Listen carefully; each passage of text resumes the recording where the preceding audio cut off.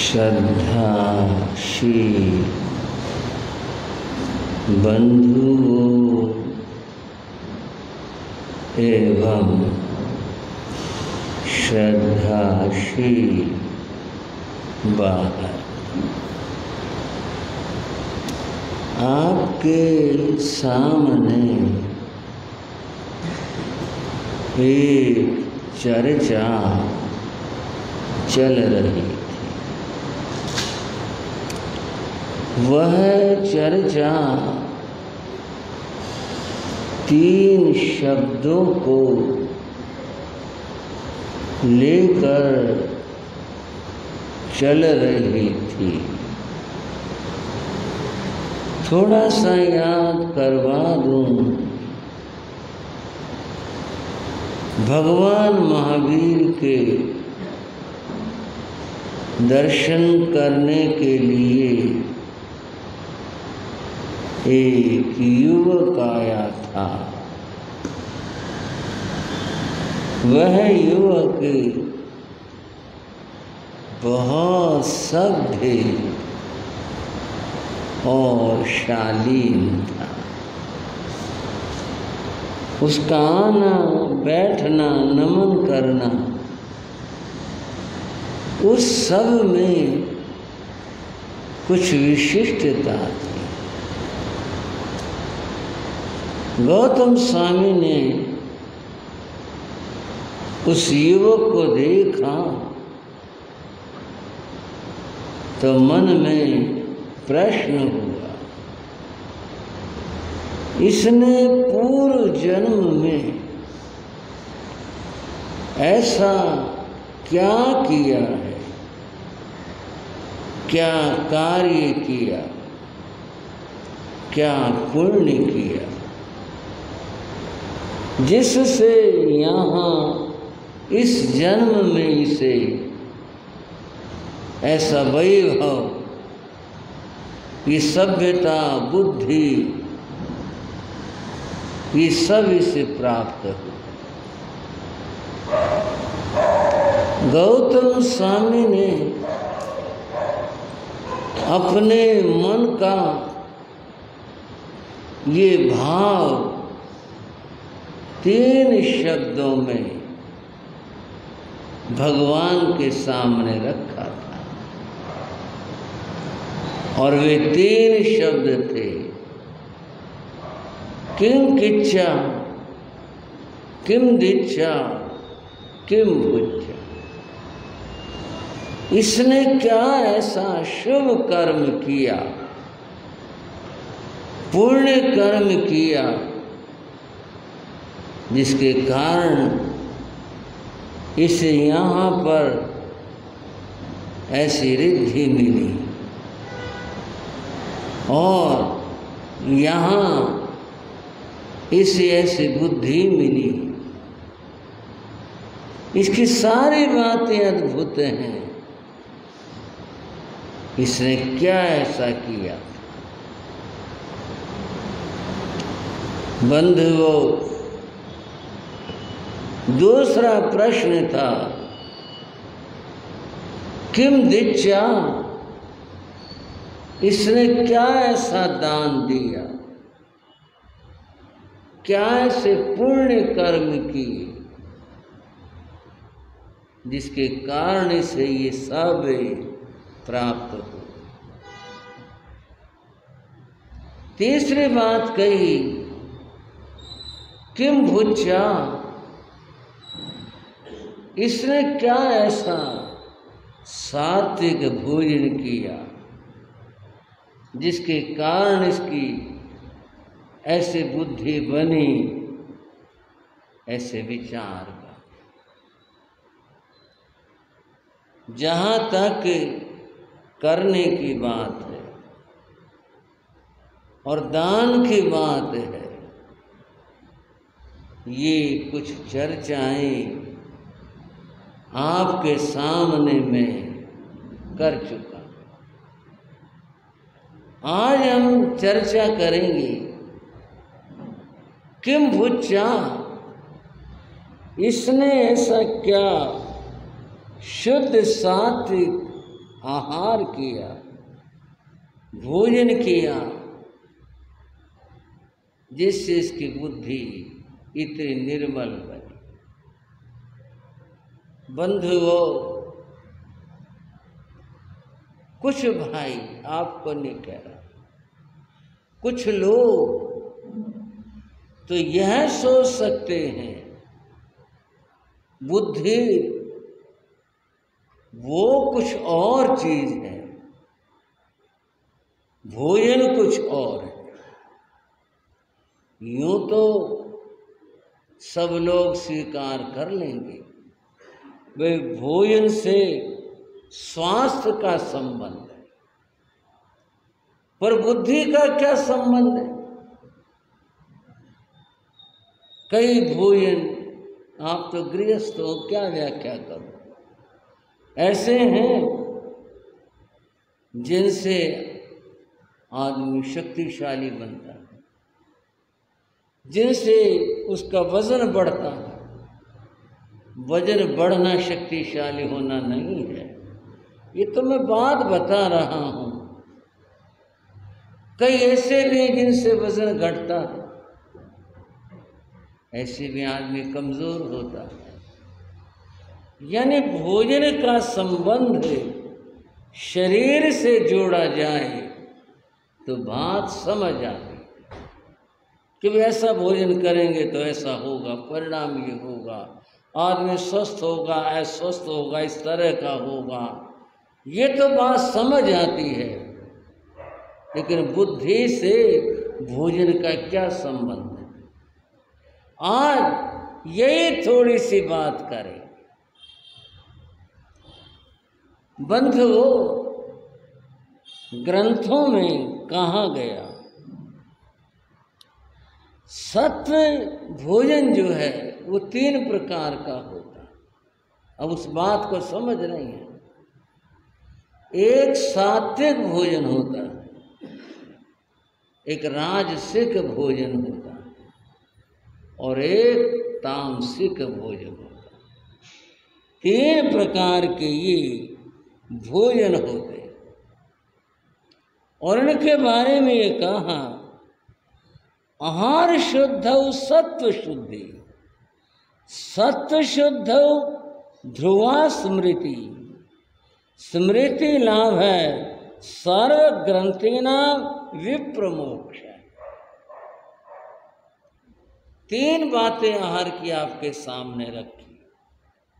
सात्विक आहार ऐसा जो शुद्ध है,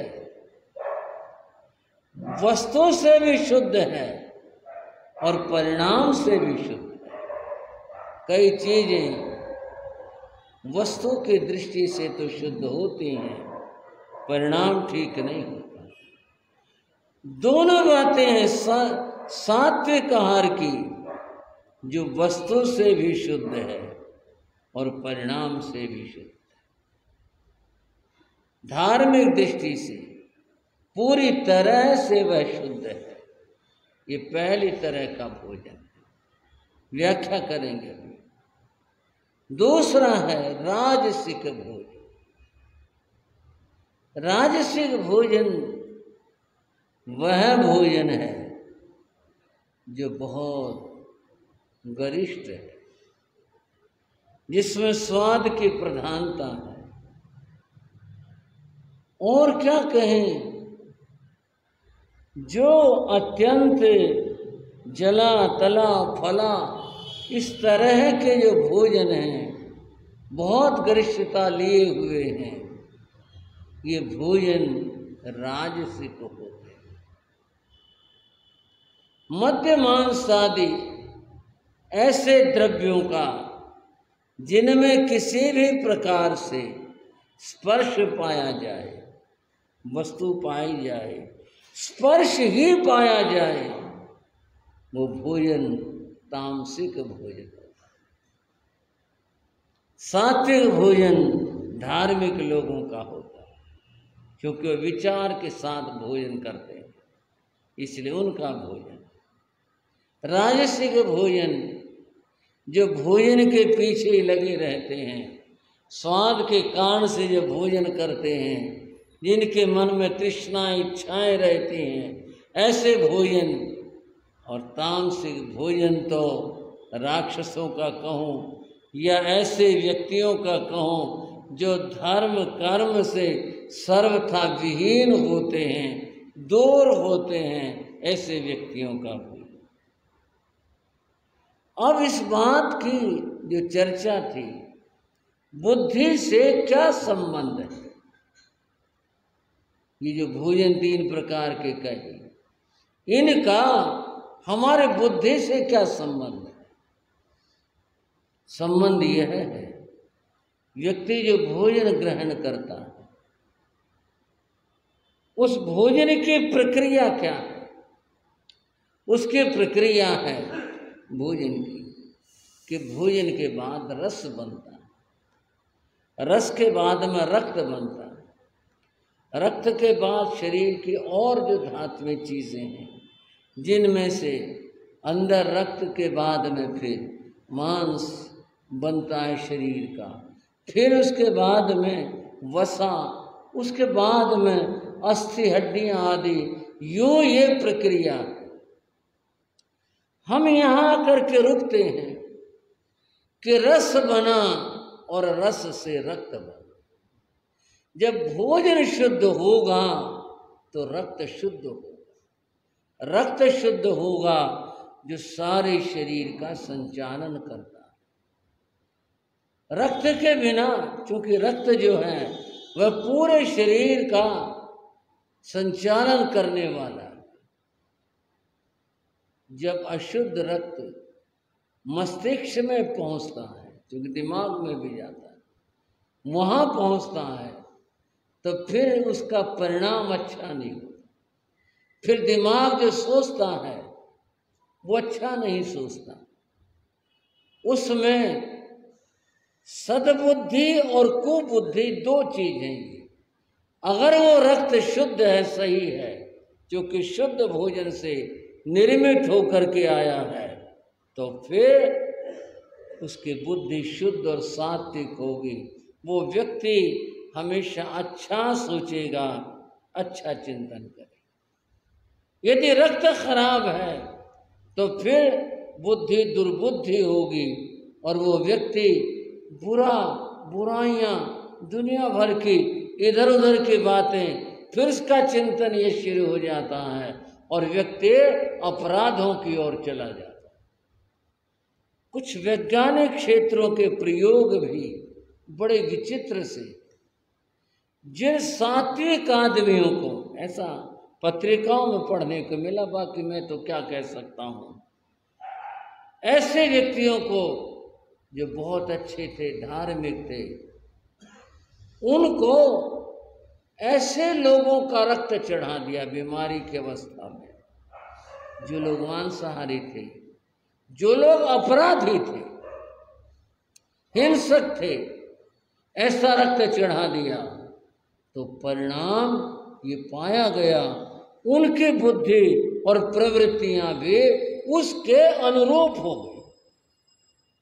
ऐसा कई विचारकों के लेख पढ़ने को मिले कि उनकी जो बुद्धि थी वह भी उसी तरह की हो गई, और जिनको सात्विक रक्त चढ़ाया गया, अच्छे व्यक्तियों का, अगर उनकी बुद्धि भी खराब थी, वो व्यसन मुक्त हो गए और उनके जीवन के अंदर शुद्धता और सात्विकता हो गई।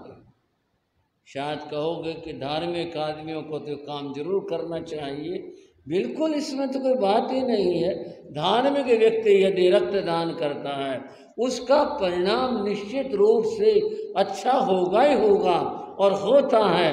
मैं तो अपनी चर्चा के विषय में कह रहा था, आहार शुद्ध और सत्व शुद्धि, आहार की शुद्धि से व्यक्ति की जो बुद्धि होती है, जो अंत में जाकर बनती है, वो शुद्ध होती है। अगर आहार अशुद्ध है तो उसकी बुद्धि कभी अच्छे और निर्मल नहीं होती। बंधुओं, आज इस जमाने के अंदर आहार की शुद्धि ने तो एक चुनौती दे रखी। धार्मिक लोगों को धर्मनिष्ठ आत्माओं को चुनौती कैसे दे रखी है।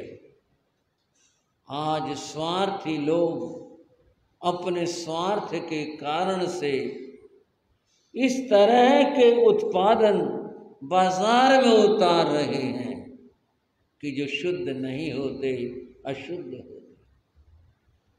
और एक आदमी निर्णय नहीं कर पाता, वहां तक पहुंच नहीं पाता कि भाई ये चीज शुद्ध है या अशुद्ध है। इतना तो विचार व्यक्ति नहीं लगाता कि मैं इसका पता तो निकाल लूं, इस वस्तु के बारे में खोज तो कर लूं।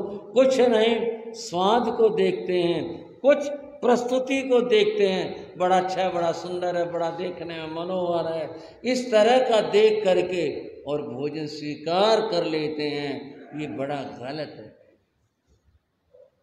बंधुओं, घर से बाहर की चीज़ों का प्रयोग तो बहुत सोच कर होना चाहिए। सबसे अच्छा और उत्तम तो यह है, बाहर बाजार की चीज़ों का प्रयोग धार्मिक लोगों को नहीं करना चाहिए।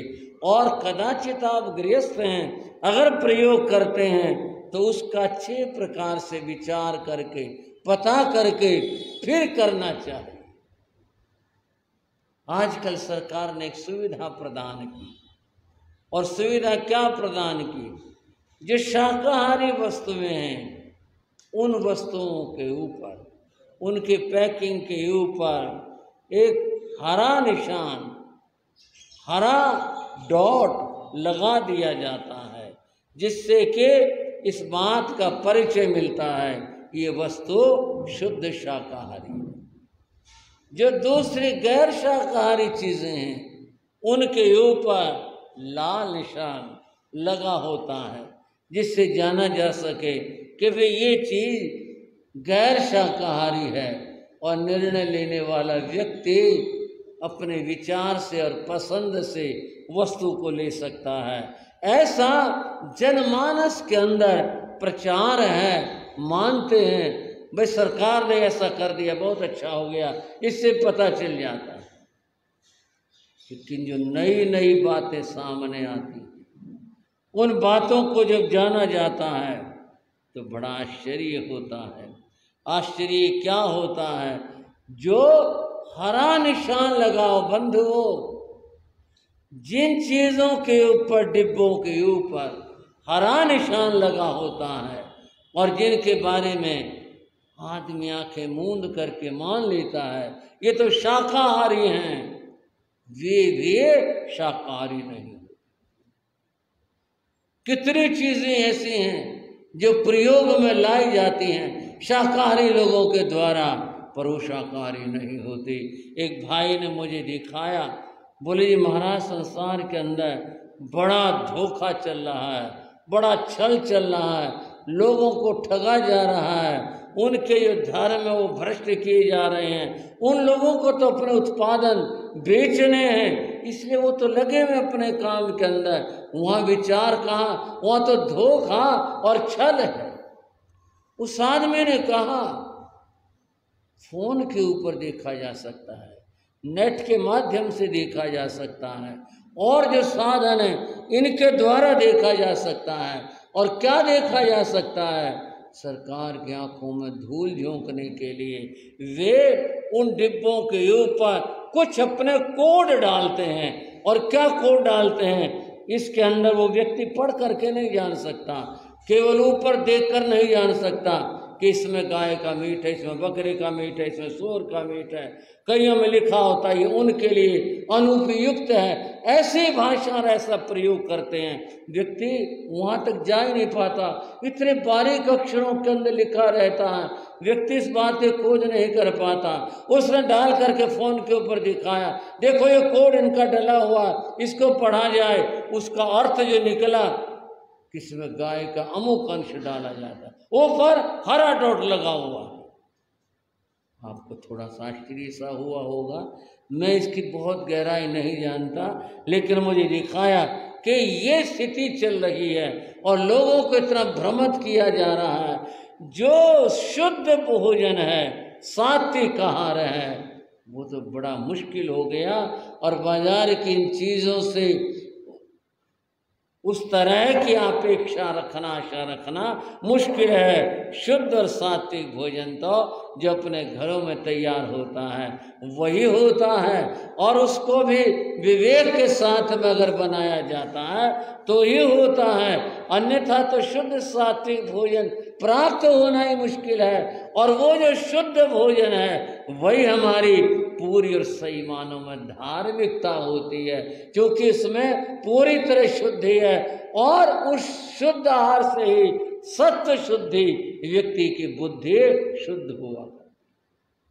भाइयों, इस चर्चा में थोड़ी सी बात में आपसे यही कहना चाहूँगा, जागृति की आवश्यकता, उसकी बहुत आवश्यकता है।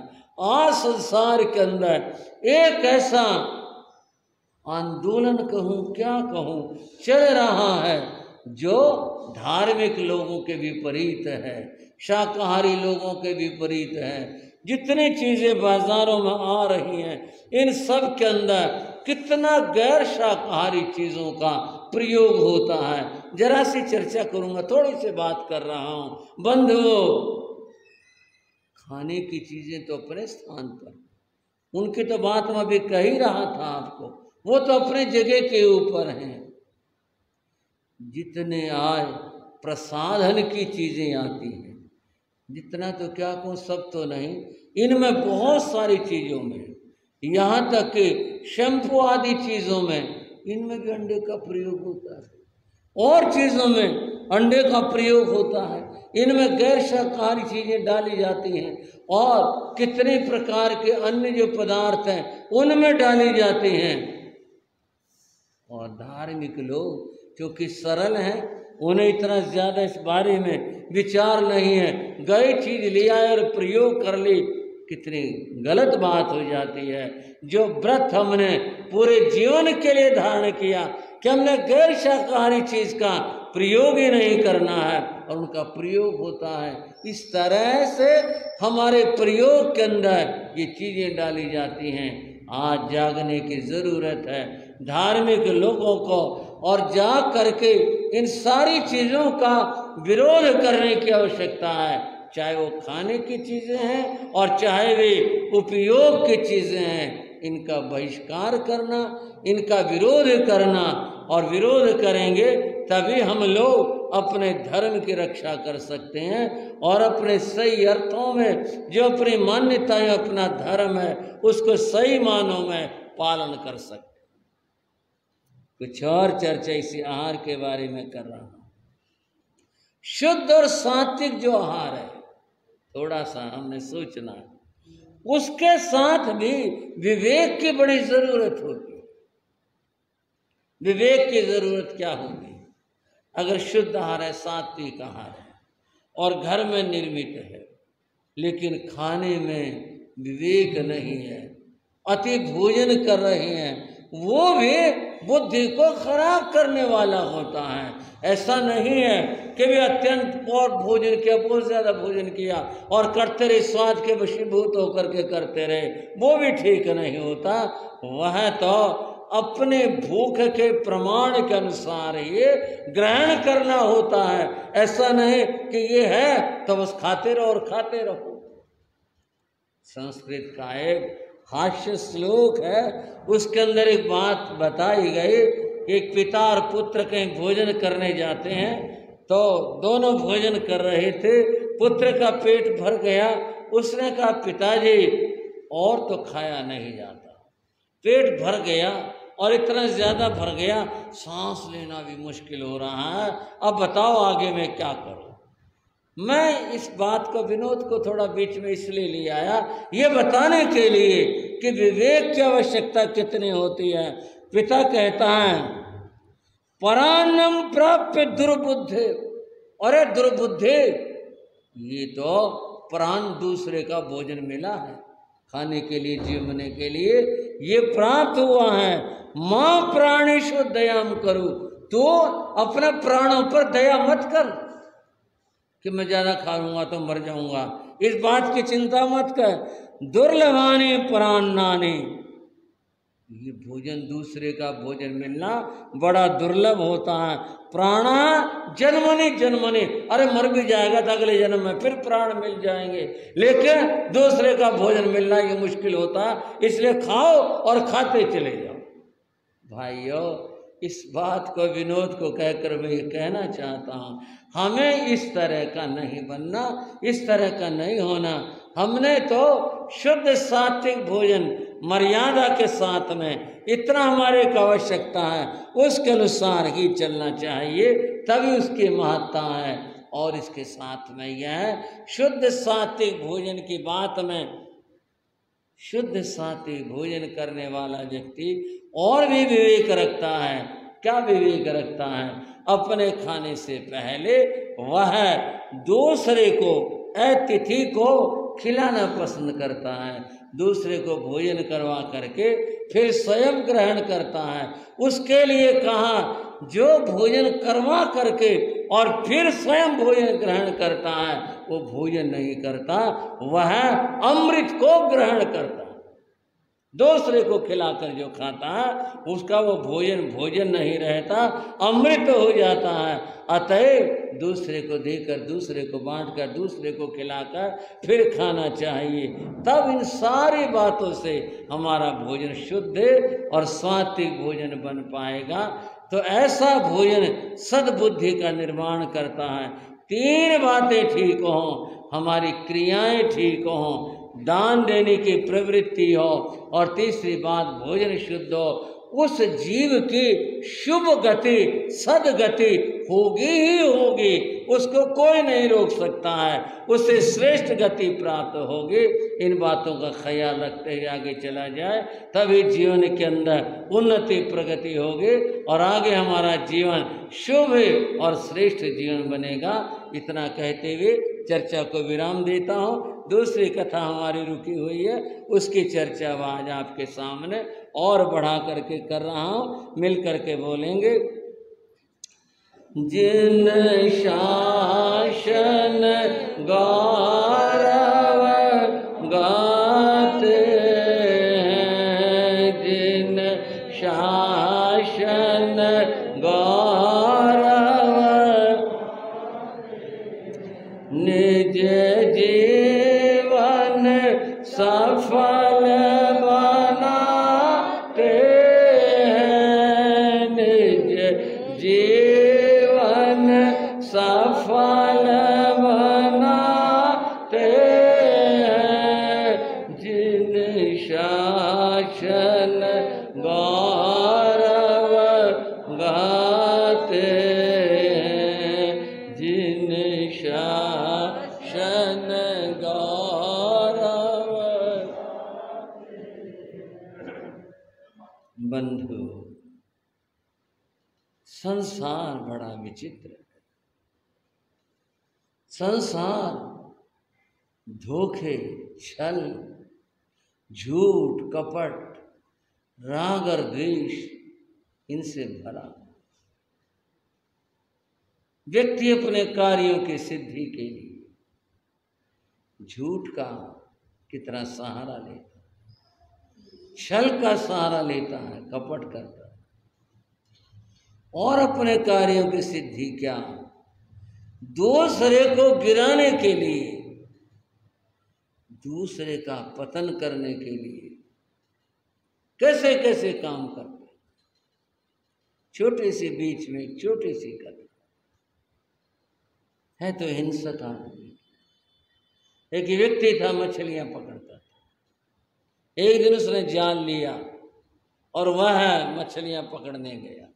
उसके पास में 2 टोकरी थी। जाल में मछली आती, उस टोकरी में डाल देता। एक और टोकरी थी, उसमें वह एक और लंबी लंबी टांगों वाला जीव होता है, उसको केकड़ा कहते। उसमें वो केकड़े भरता था, डाल रहा था। मछली तो पानी से बाहर आके मरी जाती है, पर कभी कभी कोई कोई मछली अपनी शक्ति से लगा उछल करके कोशिश करती है कि मैं दोबारा से पानी में चले जाऊं। उस व्यक्ति ने कुछ थोड़ा उसके ऊपर जाल वगैरह डाला हुआ था। केकड़े सारे जीवित थे, उनको पानी से बाहर निकालने से कोई फर्क नहीं पड़ता। वो ये काम कर रहा था हिंसा का।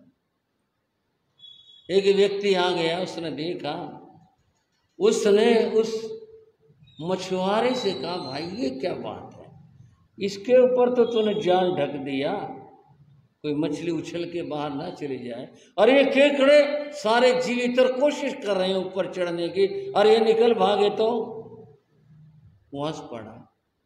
बोले ना, ये कहीं नहीं जाएंगे। बोले क्यों नहीं जाएंगे, देख कोशिश कर रहे हैं इसके ऊपर टोकरी पर चढ़ने की, बाहर निकलने की। उस आदमी ने कितनी गजब की बात कह दी, जो बड़ी बड़ी विचित्र बात। वो बोला, इन केकड़ों में एक आदत होती है कि एक केकड़ा ऊपर चढ़ेगा, उसके पीछे दूसरा चढ़ेगा, और वो उसकी टांग पकड़ लेगा, और फिर दोनों के दोनों नीचे आ गिरेंगे। इसको केकड़ा वृत्ति कहते हैं। क्या कहते हैं भाई? दूसरे को ऊपर नहीं जाने देना, पीछे वाला उसकी टांग पकड़ता है, और परिणाम दोनों के दोनों नीचे। बोले निकल ही नहीं सकते, वृत्ति होती है। केकड़ा तो एक क्षुद्र प्राणी, केकड़ा ये काम करे तो कोई आश्चर्य नहीं होता है, परंतु इसको कोई फिट नहीं करना इधर उधर बात को समझना। मनुष्यों में भी आदत होती है। क्या? अगर एक आदमी आगे बढ़ रहा है, उसको देख नहीं सकते ये आगे कैसे बढ़ रहा है, ऐसी कोशिश करेंगे जिससे कि उसकी भी टांग पकड़कर उसे नीचे गिराया जाए। हम तो नहीं ऊपर उठ सके, पर तू कैसे ऊपर उठ जाएगा? इस वृत्ति को केकड़ा वृत्ति कहते। वर रुचि इस बात पर लगा हुआ था, शक्तार को किस तरह से फंसाया जाए, और उसने ये काम धोखे का और छल का काम कर ही। शक्तार के बेटे का विवाह था, वहां तैयारियां चल रही थी विवाह की। शक्तार मंत्री को ये ख्याल नहीं था कि तेरे साथ ऐसा कुछ हो सकता है। वह अपने काम में व्यस्त था। उसने राजा को भेंट करने के लिए मुकुट, छत्र आदि सिंहासन ये बनवाने के लिए नीचे तय खाने में कारीगर रखे हुए थे, वो बना रहे थे। वर ऋषि ने राजा को ये शिकायत की कि ये शक्तार बड़ा धोखा करने जा रहा। क्या धोखा कर रहा? राजा ने पूछा। बोला, ये अपने लड़के को राजा बनाना चाहता है, और जो इसके ये आएंगे मित्र प्रियजन और ये सब सैनिक होंगे, सामान्य वेश में होंगे, आप पर आक्रमण करके ये राज्य को हथियाना चाहते। नहीं नहीं, ये क्या बात करते हो? शक्तार हमारा बहुत वफादार आदमी, तुम क्या बात कर रहे हो? बोले, आपको विश्वास ही तो नहीं आ रहा। आप देखो, इस बात के लिए आप खुद पता चल जाएगा। आप वर रुचि के कहने से राजा नंद ने शक्तार के घर पर छापा मरवा। ये भी लोग बहुत काम करते हैं, अड़ोसी पड़ोसी के इधर उधर शिकायत करके उसके यहाँ छापा डलवा देना। ये तो आदमी की बड़ी विचित्र आदत। दूसरे को फंसवा देना बड़ी विचित्र आदत। छापा मारा, बात यहाँ तक सही निकले कि ये मुकुट, छत्र, सिंहासन आदि जो राज चिन्ह हैं, ये शक्तार के महल में, तय खाने में बनाए जा रहे। ये क्यों बना रहा है? अब राजा अपने में कहता है क्यों बना रहा है। अगर इस बात की खोज की जाती, पता किया जाता क्यों बना रहा है, तो बात का पता चलता कि ये आपको भेंट देना चाहता। पर वो तो न पता किया न सोचा। ये तो प्रमाण मिल गया कि ये चीजें बनाने का अर्थ है नए राजा का अभिषेक करना, और नया राजा इसका अपना बेटा। राजा क्रुद्ध हो गया और राजा ने शक्तार को गिरफ्तार करवा दिया और जेल में भिजवा। सारा जो विवाह का रंग था उसमें भंग हो गया। चारों तरफ अब तो दूसरा ही वातावरण बन गया। और जो लोग इस तरह के काम करते हैं उनको सुख मिलता, वो सफल हो गया। वर रुचि अपने कार्य के अंदर, चलो ठीक हो गया। एक आदमी गांव के परिवेश के बाद चारपाई पर गली में अपने घर के आगे बैठा हुआ। दो चार आदमी आए गली में, उन्होंने नाम लिया कि वो फलाने का घर इस गली में किधर पड़ेगा। उसको उससे ईर्ष्या थी। बोले क्यों, क्या बात है? बोले जी वो लड़का देखने आए थे। हाँ हाँ देखा देखा, कई डॉक्टर तो देख के जा चुके, तुम्हारी कमी रह रही थी, चलो तुम भी देख आओ। बोले हैं क्या बात? बोले टीबी है उसका। वहीं से वापस आए। दूसरे का काम बिगाड़ने में लोगों को कितना आनंद रहता है। वो आए थे देखने के लिए, बोले हाँ कई डॉक्टर तो देख के जा चुके, बस तुम्हारी कसर थी। बंधुओं, वर रुचि बड़ा प्रसन्न था। इस सारी स्थितियों में अब तो यही था कि शक्टार का परिवार ये सोच रहा था कि भी हम किस तरह से अपनी सुरक्षा करें। शक्टार का बेटा, छोटा बेटा, वह है पिता से मिलने के लिए जाता है। ये तो व्यवस्था होती है, मैं जेल में गए व्यक्ति से भी मिलने की व्यवस्थाएं होती, मिलने के लिए जाता है। अगर उसने जाकर पिता से कहा, पिताजी सब क्या हो गया? बोले बेटा ये सब कुछ श्रेय की, सब कुछ जो है शत्रुओं की योजना थी और वो अपनी योजना में सफल हो गए। अब तो ये है हम जिस जाल में फंस गए, इससे कैसे निकला जाए? पिताश्री आप बताओ क्या किया जाए? पिता ने कहा, नीति का ये वाक्य है, अगर एक की कुर्बानी से परिवार बचता हो, उस व्यक्ति को अपनी कुर्बानी दे देनी चाहिए। और इसी तरह से अगर राज्य की रक्षा होती हो किसी की कुर्बानी से, तो राज्य की रक्षा करनी चाहिए। ये जो भी कुछ हुआ और घटा, ये सारा कुछ अब एक कुर्बानी मांगता है। कुर्बानी देकर बेटा इस परिवार की रक्षा हो सकती। तेरी बहन, तू, तेरी माँ, ये परिवार, और कोई तरीका नहीं इसके बच जाने का। आज मैं जेल में हूं, कल तुम सब भी जेल में हो, और जब राज आज्ञा होगी उस समय किसको किसको फांसी होगी, किसको क्या भयंकर दंड मिलेगा, बेटा ये पहले से सोच लेना चाहिए। तो पिताजी फिर आप बताओ, मैं अपने परिवार के लिए अपनी कुर्बानी दे सकता हूं, वत्स कुर्बानी भी दी और काम न बना तो लाभ क्या हुआ? तो आप बताओ। बोले मैं तुझे बता। कुर्बानी के बाद पिता अपने बेटे को बता रहा है कि कुर्बानी देने से, यानी अपने को समर्पित कर देने से कैसे परिवार बच सकता है। कल मुझे राज्यसभा में पेश किया जाए, मैं जाऊंगा और वहां सफाई कोई काम नहीं देगी। ऐसा नहीं, ऐसा नहीं। राजा इन बातों को किसी को भी मानने को सुनने को तैयार नहीं होगा। तब क्या हो? शक्टार ने कहा, अंगूठी निकाले। बोले ये मेरी अंगूठी। पुत्र, राजा मंत्री ये जितने लोग होते हैं, ये इस अंगूठी को अपने इसमें रखते।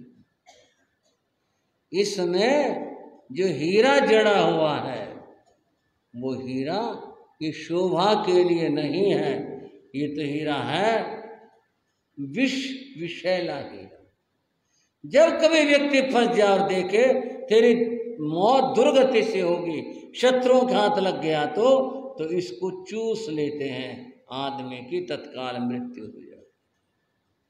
मरना तो है, मुझे फांसी दी जाएगी, मैं वैसे मरूंगा और मैं इस तरह से मर जाऊं, कम से कम इतिहास ये नहीं होगा कि वे फांसी दी गई शक्तार को, तो ये कैसे होगा, ये मैं कर लेता हूं, बोले नहीं। अभी बात पूरी सुनो, मैं परिवार रक्षा की बात तुझे बता रहा हूं। मैं जाऊंगा और राजा के सामने जाकर के झुकूंगा। ये तो हर रोज का काम है, राजा को नमस्कार तो जो भी दरबार माता करती हैं, हम हमेशा ही करते आए, वो हमारे महाराज हैं, राज के मालिक हैं। और मैं उस क्षण इसे चूस लूँ, फिर मैं गिर पड़ूंगा, और उस समय में मैं जब गिरूंगा मेरी मृत्यु हो चुकी होगी, मैं जीवित नहीं रहूंगा। ये ऐसा विषैला हीरा। उस समय तो बेटा अपना मन कड़ा कर लेना और मोह से ऊपर उठ जाना। किस लिए? अपने परिवार, अपने बहनें और अपनी मां की रक्षा के लिए, और अपने लिए तलवार से मेरी गर्दन काट, मैं मर चुका हूंगा उस समय। तेरे को पितृ हत्या का पाप नहीं लगेगा, मैं मर चुका हूंगा। और फिर एक घोषणा करना, जो राज्य से द्रोह करे वो चाहे पिता भी क्यों ना हो, हमें इसकी जरूरत नहीं है, ये काम तू कर देना। अगर तूने ये काम कर दिया ये सारे कलंक हट जाएंगे। नहीं पिताजी, ये नहीं हो सकता। ठीक है बेटा, नहीं हो सकता। फिर ये सोच ले दोबारा से, तेरी बहनें बचेंगी नहीं, तेरी माँ और तू बचेगा नहीं, राजा परिवार को मृत्यु दंड देगा। इन सबको बचाने के लिए, और मैं तुझे कह रहा हूं पितृ हत्या का पाप नहीं लगेगा। मैं खुद आत्महत्या करके और मैं शरीर छोड़ चुका हूँगा इन सबको बचाने। वो चुप हो गया। शक्तार ने कहा बेटे जो मैंने कहना था कह दिया, अगर तू कर सके तो कर लेना, सबकी रक्षा हो जाएगी। श्रीयक लौट आया, पूरी रात सो नहीं सका, माथा पकड़े बैठा रहा। क्या पिता ने एक ऐसा रास्ता बता दिया, इतना क्रूर, इतना कठोर, और तथ्य है यह है अगर ये किया गया तो सब बच जाएंगे, राजा क्षमादान देगा, और अन्यथा परिणाम होगा सारे परिवार की घात। दूसरे दिन का सूरज निकला, लाल लाल सूरज चिंताओं को लेकर निकला। क्या होगा कुछ कहा नहीं जा सकता। राजा पूरे क्रोध में था। इस बात के लिए आज हमने प्राण दंड देना शक्तार को, हमने इतना विश्वास किया उस पर, और वो इतना बड़ा हमारे साथ धोखा कर रहा है।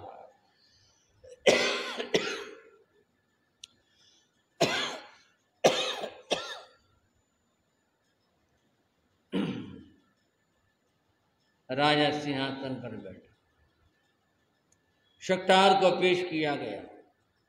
श्रीयक राजा का अंगरक्षक था, आज उसको ड्यूटी नहीं दी गई, वो दूर खड़ा हुआ था, क्योंकि इसके पिता ने धोखा किया। इसलिए इसके बाद तो बाद में पूछेंगे। मंत्री शक्तार को राजसभा में पेश किया गया। चारों ओर भय का वातावरण था, क्योंकि उस समय राजशाही थी, राजा सर्वोच्च था, कुछ भी कर सकता था। सब लोग भय से कांप रहे थे, क्या होगा। शक्टार आया, शक्टार ने आके महाराज को नमन किया, सिर झुकाया और इसी बीच उसने वह विषैला जो हीरा था वो चूस लिया। वो इतना विषैला होता था, चूसने के साथ उसकी मृत्यु हो गई और धड़ाम से जमीन पर गिर पड़ा।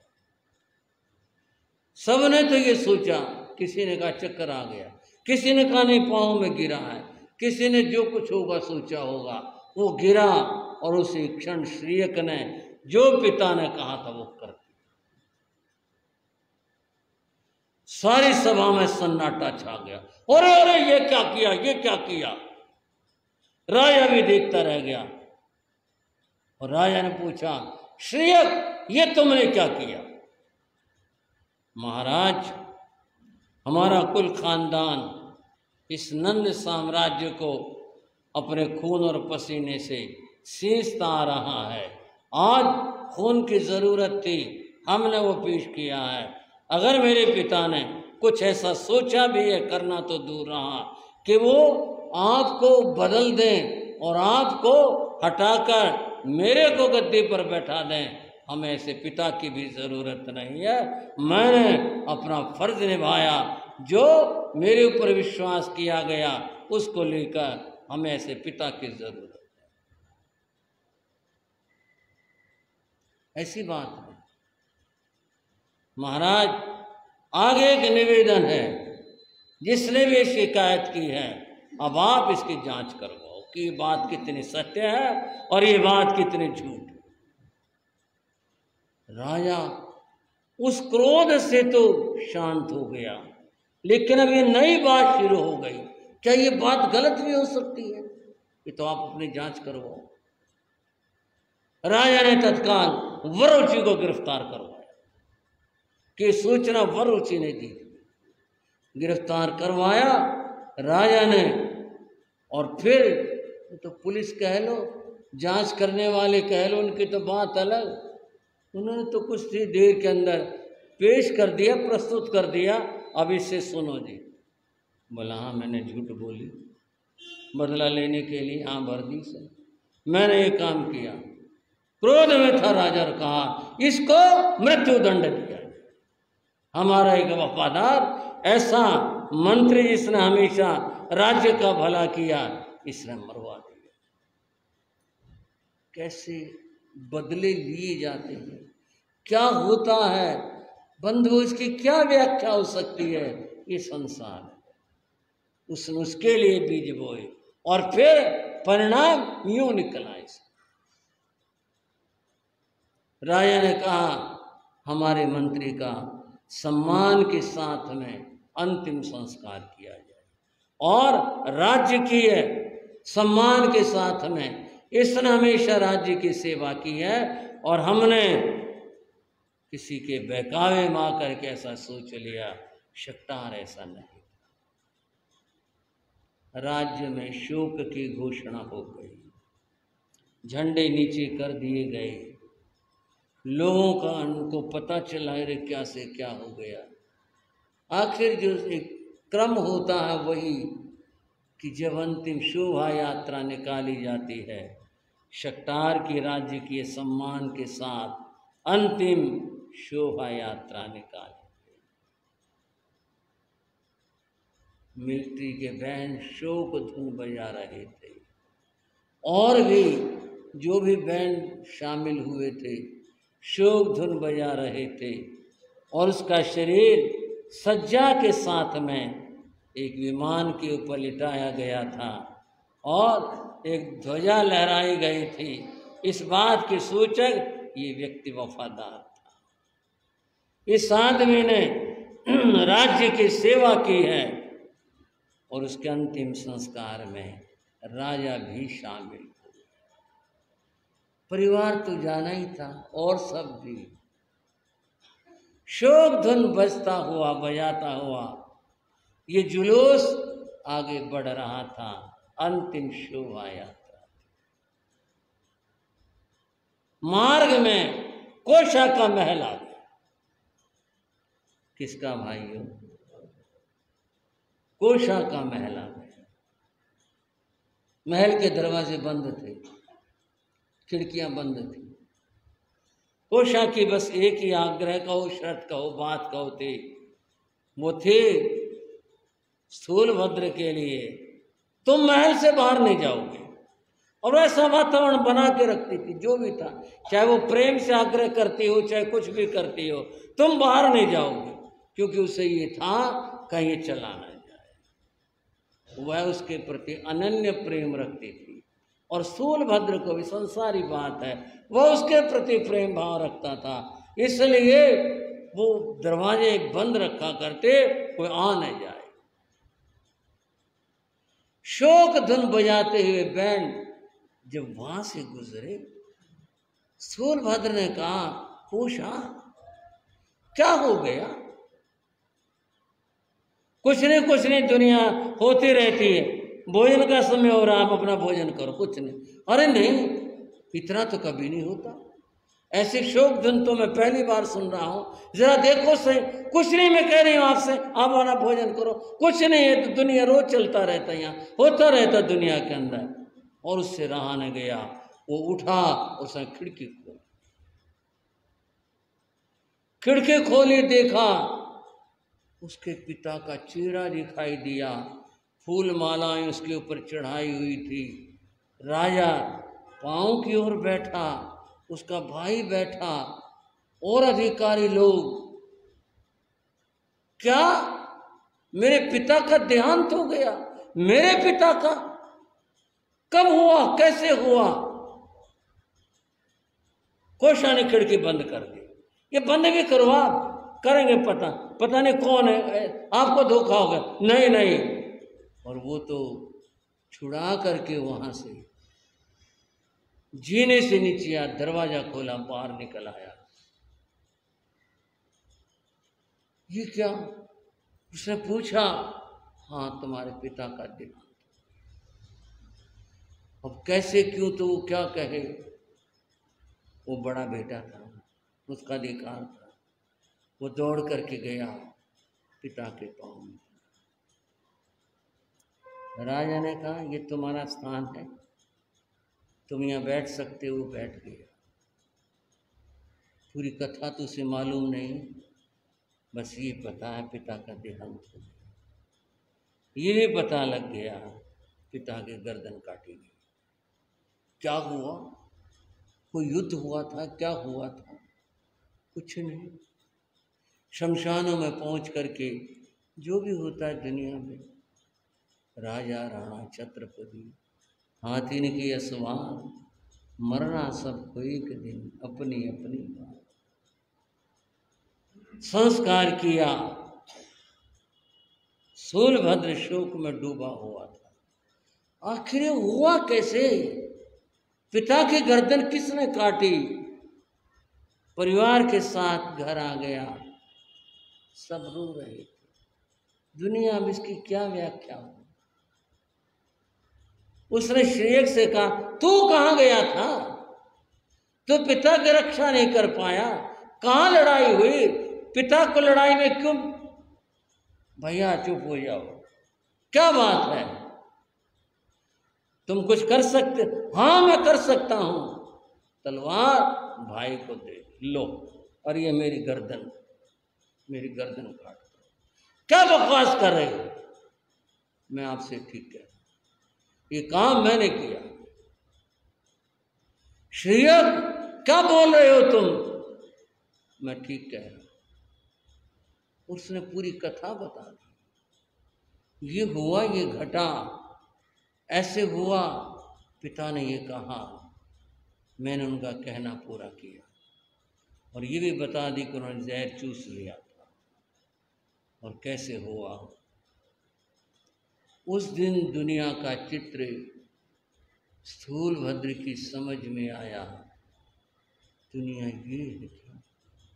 ऐसा होता है यहाँ। जब तक लोग कृत्य होते हैं, वो पूरे किए गए, जिसे कहते हैं शोक सभा होना, या उस जमाने में जो 13वीं जो कुछ होता होगा, वो सब पूरे करवाए गए। राजा की ओर से निमंत्रण मिला, शक्तार परिवार राजसभा में हाजिर। दोनों भाई गए। राजा ने कहा, पीढ़ी दर पीढ़ी तुम्हारा परिवार नंद साम्राज्य का मंत्री रहा और ये सिंहासन मंत्री पद का खाली रहेगा। जिसको तुम कहो उसको मैं इस सिंहासन पर बैठा देता। तुम्हारे जैसा वफादार कोई नहीं हो सकता। श्रीयक बोला, ये पूज्य बड़े भाई हैं, अगर किसी बात का अधिकार है तो इनको राजा ने कहा, स्थूलभद्र मंत्री पद को संभालो। उसने हाथ जोड़ दिए, कहा, महाराज मैं ये नहीं कर सकता। क्यों, क्या बात है? मैं पुत्र हूं, कुपुत्र हूं, मैं क्या हूं, मैं नहीं कह सकता। मैंने अपने बाप को दुख दिया। मेरे पिता रोए थे मेरे लिए, उन्होंने मुझे कहा था तू घर आ जा, मैं आया नहीं। मेरी मां और मेरी बहनें रोई थी मेरे लिए, पर मैं मोह में ऐसा फंसा था कि मैं आया नहीं। मुझे इस घर में पांव रखने का हक नहीं है और आज मैं मंत्री बनकर बैठूंगा, अपने पिता को सताने वाला।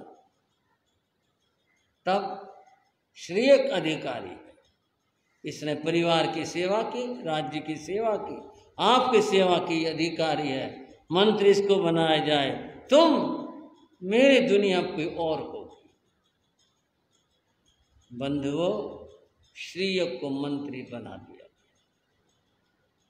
और एक बात ये, व्यक्ति चला जाता है पर दुनिया के काम तो फिर उसी तरह से चलते हैं। स्थूलभद्र घर नहीं लौटा, वह कोषा के यहाँ गया। कोषा प्रतीक्षा में थी। कोषा तो हर रोज पहुंचती थी, हर रोज वो अपनी बात कहकर आती थी। आज वो आया, कोषा आओ बैठो। अब मैं यहाँ भी नहीं बैठूंगा। क्यों, क्या बात है स्वामी? बात मेरी अंतरात्मा पश्चाताप से भरी, मेरा मन रो रहा। मैंने जो जीवन में किया, अब वो समय आ गया है अपने ऊपर रोने का। नहीं, भूलो इन बातों को, बैठो। मैं बैठूंगा नहीं। तब मैं जाऊंगा अपने गुरु के पास, जो हमारे कुल गुरु और परिवार के गुरु, उनके पास में। कौन है वो? संभूत विजय। क्या नाम लिया?